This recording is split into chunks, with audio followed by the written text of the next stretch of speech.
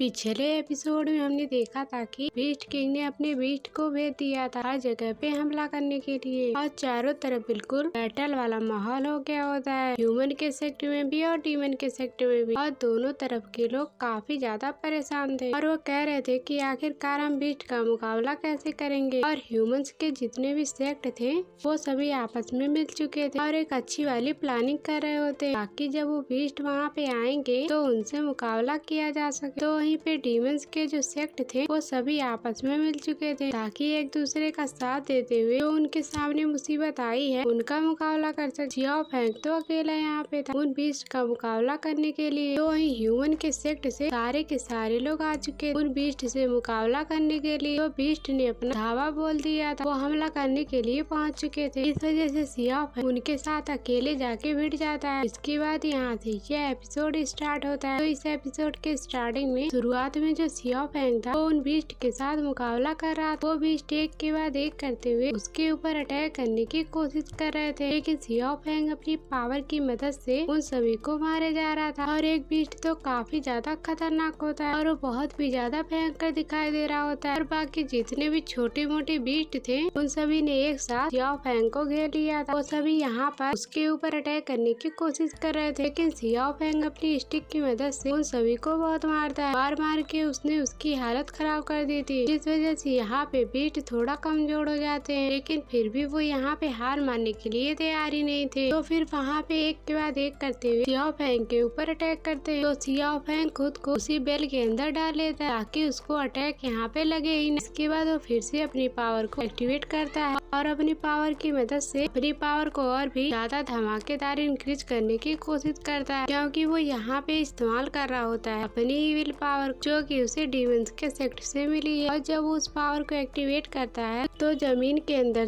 नुकीले क्रिस्टल बाहर निकल कर आते हैं। और जैसे वो बाहर निकल कर आए थे जितने भी वहाँ पे बीस्ट थे उन सभी के यहाँ पे आर पार घुस जाते हैं। सबसे ज्यादा उसी बड़े वाले बीस्ट को अटैक लगा था, जिस वजह से वो तड़प तड़प के चिल्ला रहा होता है। जियाओ फेंग अपनी पावर को और भी ज्यादा बढ़ा रहा था, जिस वजह से उस बीस्ट की हालत काफी ज्यादा खराब होने लगती है और ऐसा लग रहा है कि बीस्ट यहाँ पे कमजोर नजर आ रहा है। लेकिन जब बीस्ट यहाँ पे अपना फाइनल अटैक कर खुद को बचाने की कोशिश कर रहा था कि तभी वहाँ पर उसी डीमन सेक्ट से एक दूसरा बंदा आ जाता है, जिसने आते साथ यहाँ पे एक फॉर्मेशन क्रिएट कर लिया था ताकि वो उस फॉर्मेशन के अंदर उस बड़े वाले बीस्ट को कैद कर देता है। वो यहाँ पे आया था जियाओ फेंग की मदद करने के लिए। तो जियाओ फेंग कहता है बड़ी अच्छी टाइम है तुम्हारा, बड़े परफेक्ट टाइम पे आए हो तुम। तो वो बंदा कहता है मैं यहाँ पे आपकी फाइट देखने के लिए आया हुआ था, आपका एक्शन में कैसे छोड़ सकता हूँ। अब यहाँ पर उस बंदे ने उस बड़े वाले बीस्ट को फॉर्मेशन के अंदर कैद किया। तो जियाओ फेंग यहाँ पे मौके का फायदा उठाते हुए अपनी पावर की मदद से एक खतरनाक अटैक उस बीस्ट के ऊपर करने की कोशिश करता है ताकि उसका खेल खत्म किया जा सके। लेकिन जैसे अटैक होने वाला था कि तभी वहाँ पे वो एल्डर आके पहुँच जाता है जो कि जियाओ फेंग के सेक्ट का। लेकिन पिछले एपिसोड इस एल्डर को बीस्ट ने मार दिया, तो वो यहाँ पे बीस्ट किंग के कंट्रोल में आ गया होता है, जिस वजह से वो उल्टा ही जियाओ फेंग के ऊपर अटैक करने के लिए पहुँच चुका था। ये देख के जियाओ फेंग एकदम ज्यादा हैरान हो जाता है। फिर उसके बाद उसे यहाँ पे समझ में आता है कि उसके सेक्ट का एल्डर यहाँ पे मारा जा चुका है और बीस्ट किंग ने उस एल्डर को जान से मार दी। तो इसी वजह से बीस्ट यहाँ एल्डर की बॉडी कंट्रोल कर पा रहा है और उसे जिंदा लाश की तरह इस्तेमाल कर रहा है जियाओ फेंग के खिलाफ। वो एल्डर को यहाँ पे पूरे ताकत के साथ अपने बीस्ट को लिए हुए जियाओ फेंग से लड़ने के लिए तैयार, क्योंकि उसकी बातें बीस्ट लोग मान रहे थे। बीस्ट किंग ने अपने ही बंदे को फेंग के खिलाफ करवा दिया और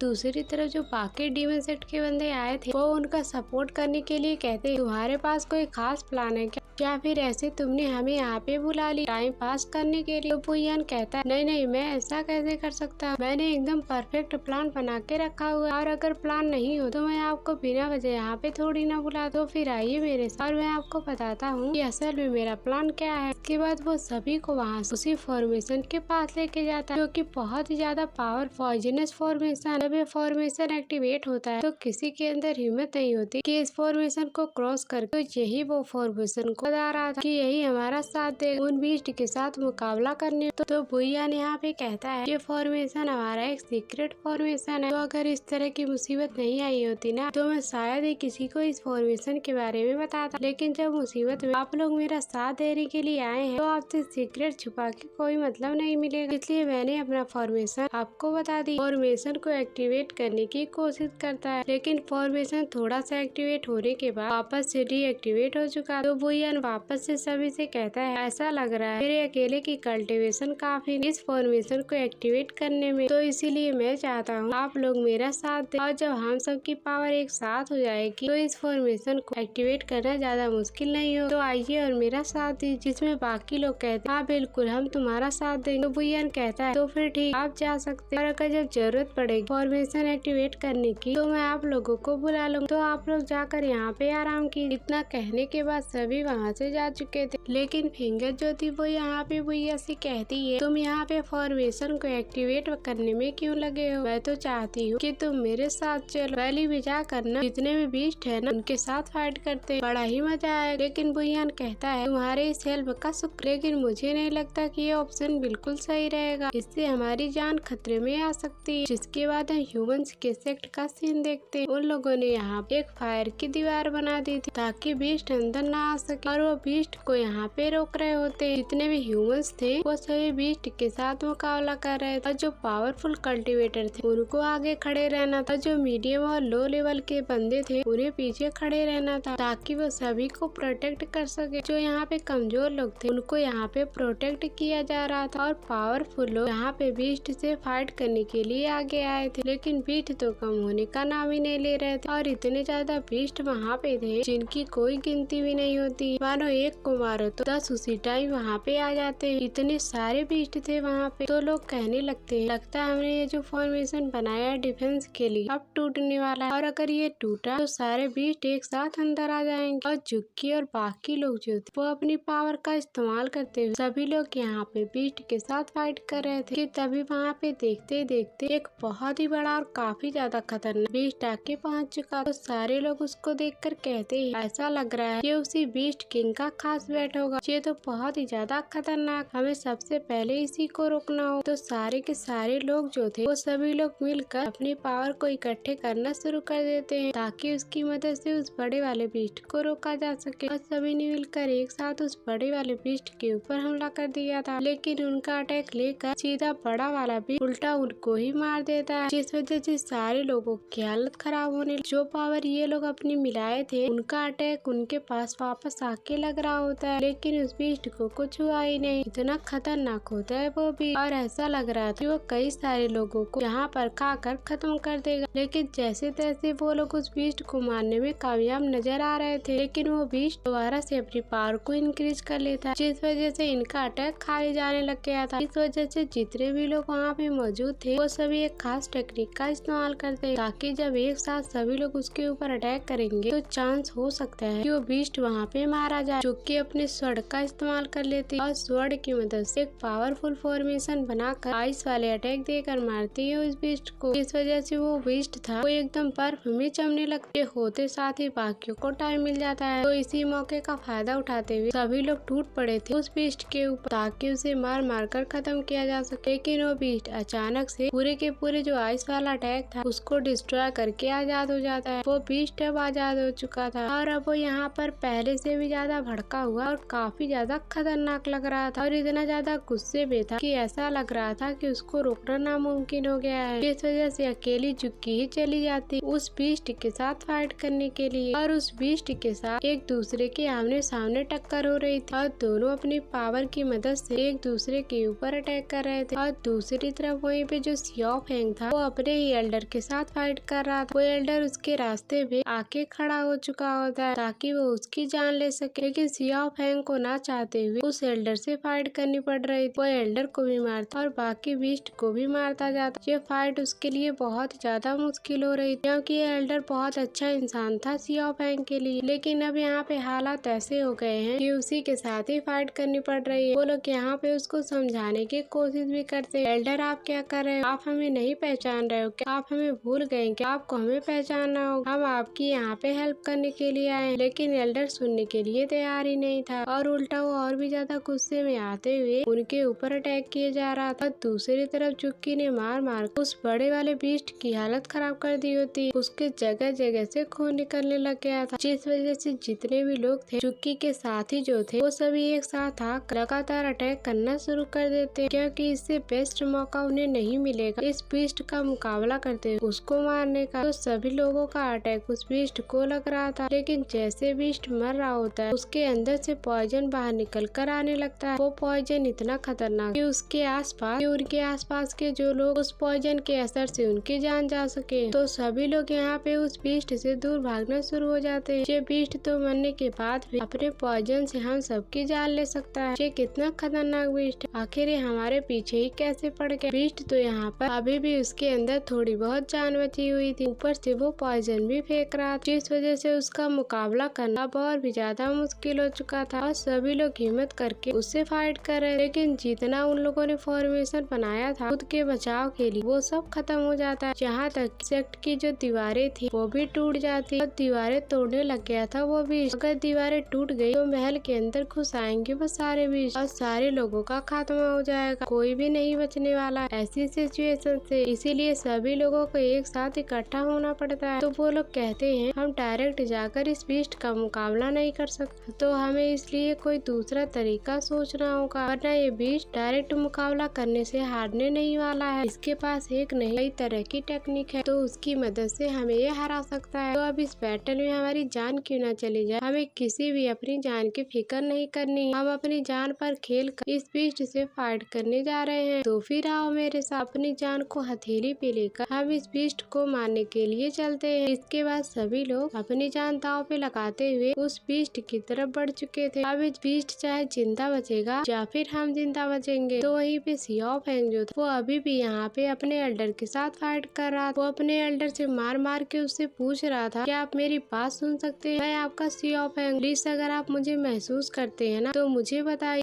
तो ये सुनकर एल्डर थोड़ा थोड़ा होश में आता है और फिर सियाओ फेंग से कहता है सियाओ फेंग मुझे बचा लो या मुझे मार दो, मुझसे ये चीजें बर्दाश्त नहीं हो रही। तो सियाओ फेंग समझ चुका कोई न कोई तरीका है यहाँ पे एल्डर को बचाने का। क्या तो मैं इनको बचा सकता हूँ, क्या मैं इनकी तकलीफ खत्म कर सकता हूँ, मुझे दोनों में से कोई एक तरीका अपनाना होगा। तो वो तुरंत ही उस एल्डर को एक पहाड़ी के कोने में लेके आता है और अपनी पावर का इस्तेमाल करते हुए उस एल्डर को ठीक करने की कोशिश कर रहा था। और वो कहता है इसके अंदर मैंने जो ह्यूमंस यहाँ से कल्टीवेशन हासिल की थी ना उनकी पावर, उसकी पावर की मदद से मैं आपको ठीक करने की कोशिश कर रहा हूँ। तो एल्डर कह रहा है तुम मुझ पे इतना बड़ा एहसान क्यों कर रहे हो, मैंने कभी तुम्हारे लिए इतना बड़ा कुछ काम नहीं किया। तो फिर सियाओ फेंग कहता है नहीं, आपने कई बार मेरी हेल्प की, इसलिए मेरी जिम्मेदारी है मैं भी जरूरत के टाइम पे आपका साथ दूं। तो मैं कोशिश कर रहा हूँ आपको ठीक करने की और मुझे पूरी उम्मीद है कि आप यहाँ पे ठीक हो जाएंगे। लेकिन अफसोस एल्डर यहाँ पे ठीक नहीं हो पाते, उनकी यहाँ पे जान चली जाती और उनकी सोल यहाँ पे डिस्ट्रॉय हो चुकी थी, क्योंकि बीस्ट किंग के अटैक से बचना बिल्कुल नामुमकिन है। ये देखकर सियाओ फेंग को काफी ज्यादा गुस्सा आता है और वो कहता है मैं अब नहीं छोड़ूंगा किसी को, मेरा बहुत कुछ छीन चुका है, अब बहुत ज्यादा मुझसे बर्दाश्त नहीं होता। इस वजह से वो पूरे गुस्से के साथ उस बीस्ट से मुकाबला करने के लिए जा चुका था। तो वहीं पे ह्यूमंस जो थे वो बड़े वाले बीस्ट के साथ फाइट कर रहे थे और उस पॉइजन का जो असर वो वहाँ पे बढ़ तो गया था, लेकिन इतने अटैक की वजह से उस बीस्ट का पूरा शरीर छलनी हो गया होता है। जब उनकी अच्छे से नजर जाती है उस बीस्ट के ऊपर तो उनको पता चलता है कि उस बीस्ट के जो पॉइजन बाहर निकल रहा है ना वो उसके घाव को ठीक कर रहा है। हमें इस पॉइजन का कुछ न कुछ तो करना पड़ेगा, तभी हम जाकर इस बीस्ट को हरा सकते हैं। और जुक्की जो होती है उसकी हालत काफी ज्यादा खराब हो गई होती है, सबसे ज्यादा अटैक उस बीस्ट के साथ किया था, लेकिन तभी जुक्की और बाकियों का कहना होता है हम इस पॉइजन से नहीं बच सकते और पॉइजन के पास जाते साथ ही हमारी सांस जाने लग जाती, हमारा दम घुटने लग जाता है, तो हम इससे पीछा कैसे छुड़ा पाएंगे। तो मुझे नहीं लगता इससे बचना इतना आसान होगा, हम बस एक मशीन की तरह जो दिख रहा है उसके ऊपर अटैक करते जा रहे हैं, ना ही कोई प्लान है हमारा और ना ही हमें कुछ समझ में आ रहा है कि हम करे तो करे क्या। तो बीस्ट दोबारा से पावरफुल होकर उनके ऊपर अटैक करने के लिए तैयार था। तो सभी लोग एक साथ फॉर्मेशन बनाते हुए एक दूसरे को बचाने की कोशिश कर रहे थे कि हम लोग यहाँ पर कोशिश करके एक दूसरे को बचा ही सकते हैं। तो फिर सियाओ फेंग का जो दोस्त था वो उस बीस्ट के साथ अभी भी मुकाबला कर रहा था, लेकिन जब उसको वहाँ पर कई सारे बीस्ट घेर लेते हैं तो बीच में एंट्री मारता है सियाओ फेंग, जिसने आने के बाद अपने उसी दोस्त को बचा लिया होता है और वो कहता है तुम यहाँ से चले जाओ, इस एरिया को मैं हैंडल करता हूँ, जाओ जहाँ कम बीस्ट है ना वहाँ पे जाके अटैक करो। तो इस वजह से सियाओ फेंग अपने डीमन टेक्निक को एक्टिवेट करने लग गया था। तब वो अपने डीमन टेक्निक को बड़े भयंकर तरीके से एक्टिवेट करता है लेकिन एक्टिवेट करते साथ ही उसको पता चलता है जितने